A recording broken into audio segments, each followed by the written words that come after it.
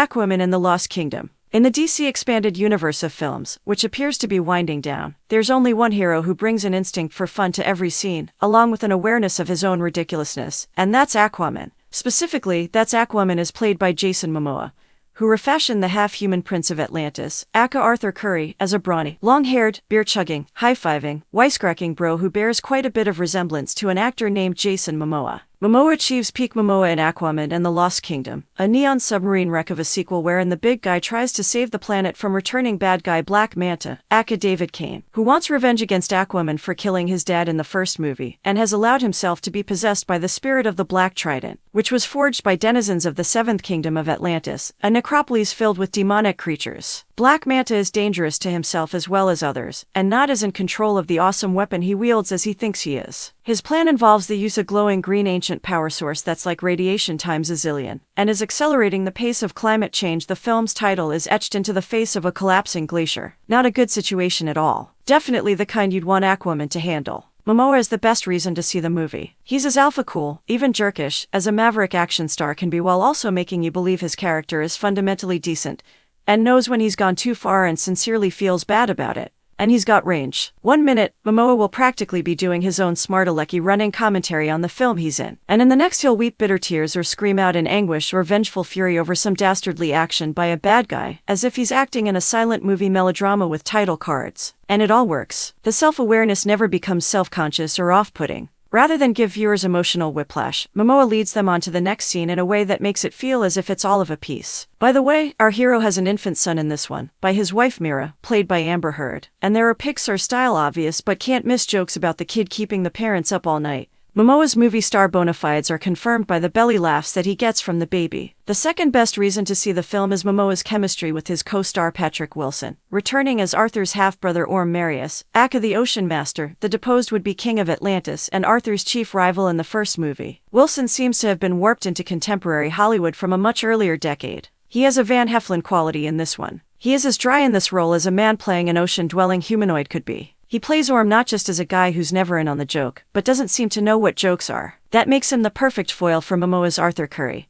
who refers to Orm as little brother and messes with his head as only a big brother can. Arthur is never more infuriating to Orm than when he's barreling through life, crashing and smashing his way past obstacles, somehow coming out unscathed, and grinning at Orm as if he had a plan the whole time. Returning director James Wan and screenwriter David Leslie Johnson McGoldrick don't waste a lot of time either setting up the story or laboring to convince us that the rest of the cast of the first film had dramatically sound reasons for staying out of the way so Momoa and Wilson could carry the picture. Probably 2/3 of this sequel's running time is devoted to Arthur and Orm doing the argumentative buddies on a mission thing, with a bit of estranged brothers reconciling, plus dashes of redemption narrative, lessons learned, and admitting you were wrong so that you can grow. This is a fun movie, but not anywhere near a great one. It lacks the go-for-broke bigness of the original, with its flagrantly melodramatic family dynamics and knowingly ludicrous spectacle. There's a cluttered too-muchness to the production. You may get the sense that there was chaos behind the scenes, and stuff that was staged and shot with the intention of having it play out full-length had to get pulverized and reconstituted in the editing to make the totality work for audiences